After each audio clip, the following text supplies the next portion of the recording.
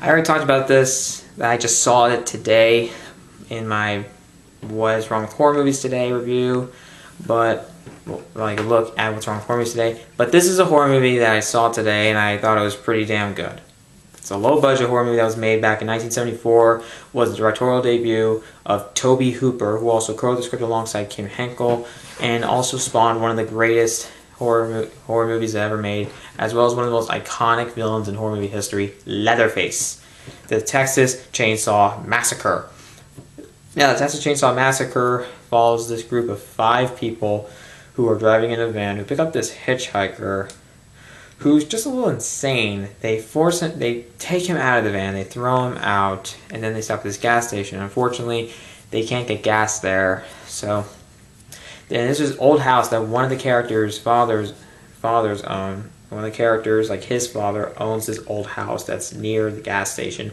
They decide to head there, and these 2 people decide to go to this swimming spot near the house, and they see this other house and they hear some noise going on. There's a possibility that they could have gas, so that they can get their car, so they get their van. They fill up their van and leave to go home. And unfortunately, this is where the terror starts. And actually, the interesting thing is,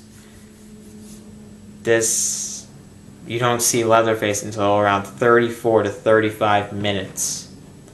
And the movie just got better after that. It wasn't bad the first time, but it was a nice introduction. And actually, the introduction to him was actually pretty interesting. See, when one of the characters goes inside this. There are spoilers, obviously. One of the characters goes inside this house, Leatherface's house. He sees weird decorations of human remains and even like leather, cow leather, I guess you can say, cattle. And once he goes into this room, Leatherface appears, hits him in the head with a sledgehammer. The guy's actually kind of like, you ever seen a guy get hit in the head and he's kind of like shaking, kind of almost like a seizure or something like that. I don't know what exactly it is. I forgot what it's called when you make a convulsion. I have no idea. Comment below. And he's then hit again. It's actually a pretty gruesome and pretty shocking introduction, but that's a good thing because you get a character that you don't really know about. You just think, oh my god, this guy's insane. And yeah, he is. Holy shit. This is a pretty disturbing movie, actually. Even for a movie made in the 70s, and we've all seen these old movies and we think they're kind of today. Although, to be honest, according to Mark from Fanboy Flex, we've been basically desensitized to everything, especially these old horror movies. But actually, I think this was actually still pretty kind of scary. It's considered one of the scariest movies ever made, and I do somewhat see it, but like I said, I'm part of the generation that's desensitized. But still, I do see how some people think it's tense. There's actually this chase scene between one character and Leatherface that's actually pretty tense. Mostly there's no real music playing. Actually, I was pretty surprised there's not a lot of music playing, but this is a low-budget film, and low-budget films, like, they are kind of different from today. I mean, with independent films, I think independent films were just becoming more of a thing. They were just not really that big of a thing back then. And I think they started getting bigger as the years passed, and especially hit that high point with Pulp Fiction, one of my favorite movies of all time, obviously. And we've all seen some bigger independent films since then. Like Cloud Atlas, I heard was like very expensive, and it was an independent film. Also, we had Ex Machina, which I thought was actually really good. Really loved that movie. Anyways, guys, I want to get back to the movie. Like, what's really interesting about this movie is that most of the horror comes from the unknown of it. There's a sense of mystery to the character, and actually, he's part of this cannibalist family. And seriously, it is shocking as hell. It actually is pretty disturbing to sit through. There are a lot of scenes that are cringeworthy.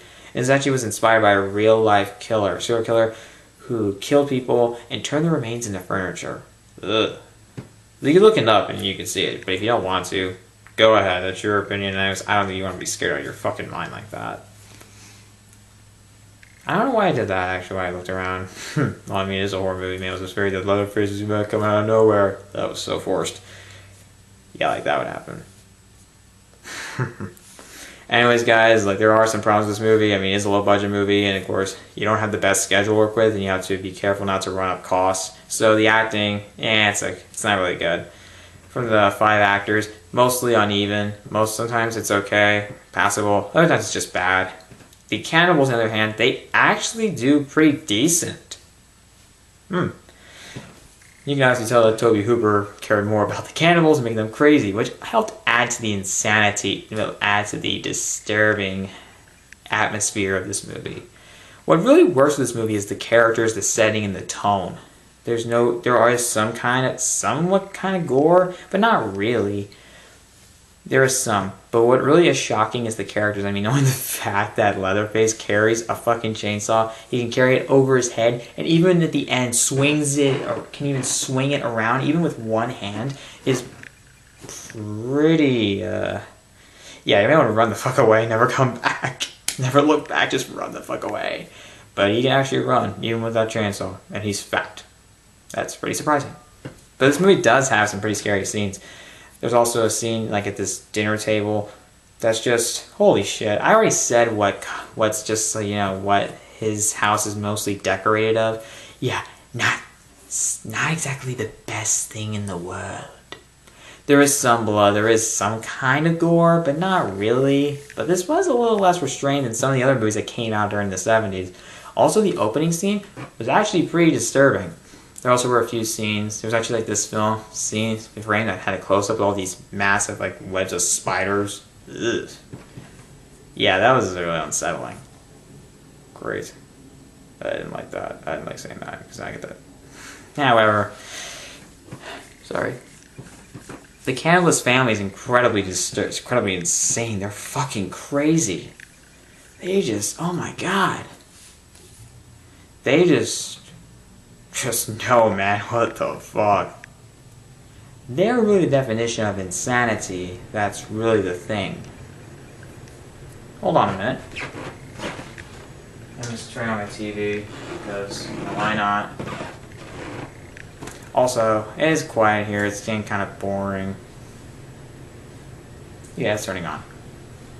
Wait, I'm not sure what's going on. Yeah, you know what? Fuck it. I gotta get this done with. Yeah, I don't think I want to put that on my TV. Sorry, guys. I don't know why I did that. It's not even on. I think it's like, I think it's like almost like on mute or something like that. Low volume. Back to the movie. There is some pretty good tracking shots, actually. I mean, you mostly have to get all this stuff in one take because you do a lot of takes. It's going to cost money. And, he had to work long hours. Long hour days, 7 days a week.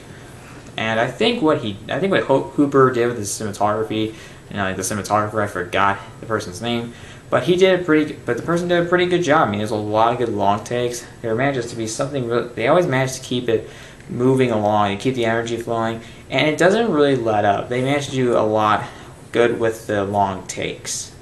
I actually have to give credit to them. All these tracking shots and shit. Seriously.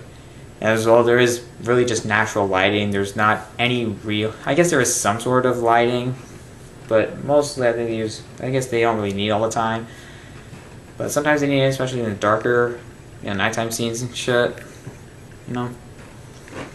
I didn't have any real problems with this movie. I mean, it hasn't aged that well, but it makes up for that with the influence it's had on the horror genre ever since.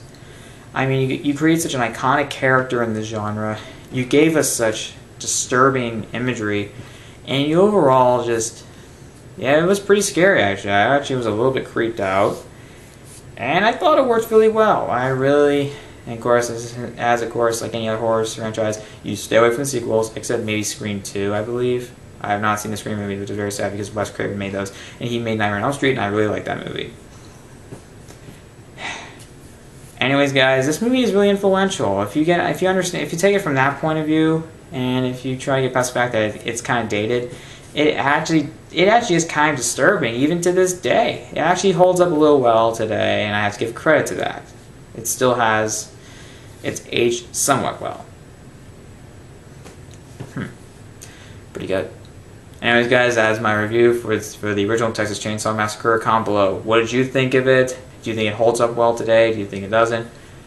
Give me your opinion, and subscribe to my channel for more videos.